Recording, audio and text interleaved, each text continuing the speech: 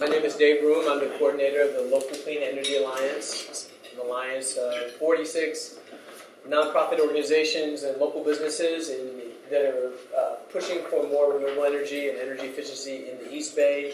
Our main priorities for 2009 are working on climate action plans and making sure that they're strong energy financing districts so that people can get loans that are paid off over time on their property tax bills to pay for energy efficiency retrofits and solar. The third priority is labor and community-driven energy purchasing program. And one of the main ways that we're thinking about that is with community choice energy, and another one that would fit that would be feed-in tariffs. And then the fourth thing is stopping dirty power plants. Now tonight we have a number of different things happening. First, Aaron and I are going to talk about our work on the Oakland Climate Action Coalition. Then Chris Worthington, City Councilor from Berkeley, is going to come talk about the counter campaign against PG&E's power grab. And then after that, Ellen Choi and Ananda Lee Tan are going to be talking about the local actions that are going to be going along with the Copenhagen, in the lead up to the Copenhagen climate talks. They're going to talk about how those relate to what's going on in Copenhagen and also the federal energy policy discussions. So I'm going to turn it over to Aaron. So many of you are already fairly familiar with what's going on in Oakland, but for those of you who are not, and for those of you who think you are, there's actually a lot more going on than you perhaps realize. So Dave and I are just going to give a brief overview of some of the things that are going on, what the city's up to.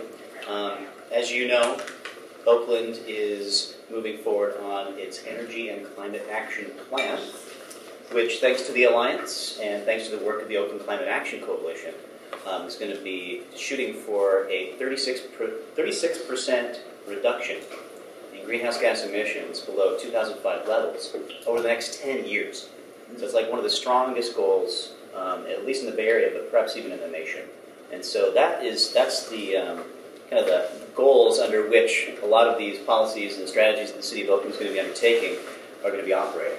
And we know that we're going to have increasing fire risks. We're going to have increasing sea level rise. We're going to have challenges with droughts, meeting our water needs as a city and as a region. So this opportunity that we have before ourselves with the Energy and Climate Action Plan in Oakland is an opportunity for us to really invest in that alternative energy infrastructure, in green jobs for our communities. And also, a key point of the Oakland Climate Action Coalition is to make sure that we're reducing pollution in those areas, especially low-income neighborhoods throughout Oakland, East Oakland, and West Oakland in particular, that have been suffering disproportionately from the co-pollutants that greenhouse gas emissions often produce.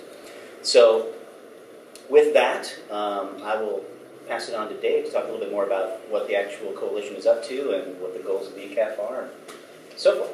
All right. Well, I'm going to first start out by talking about what the city is doing about climate change. And just note that cities across the United States are now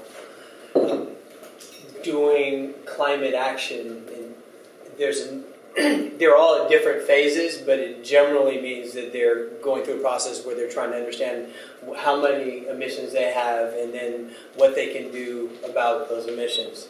So this is something that's happening in many places. Oakland is pretty far along in the process because it's not many cities that are on the verge of actually doing a climate action plan.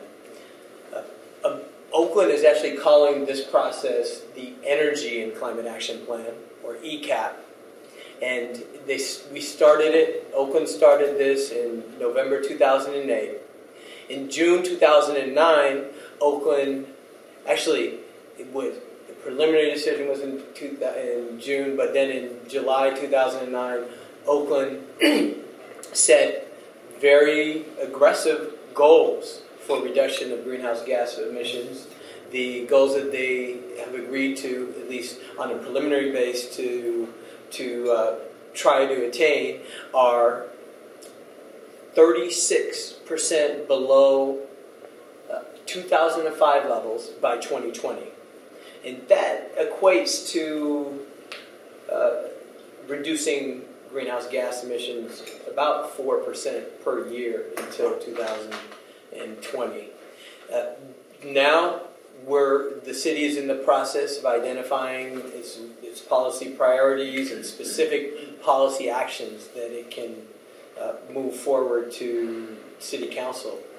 So this is going to be an ongoing process for the next, I'd say, almost a year or so.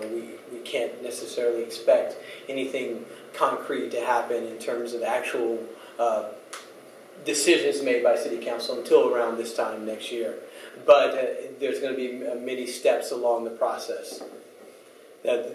One of the main players in terms of actually working with the cities to engage in this energy and climate action process is the Oakland Climate Action Coalition. The Oakland Climate Action Coalition is a cross-sector coalition that includes community-based organizations, nonprofit organizations, especially a number of those that have expertise in the different aspects of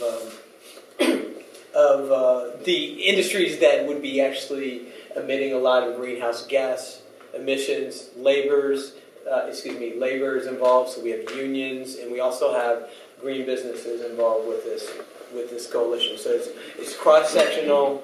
We think that that's a really important way to go, especially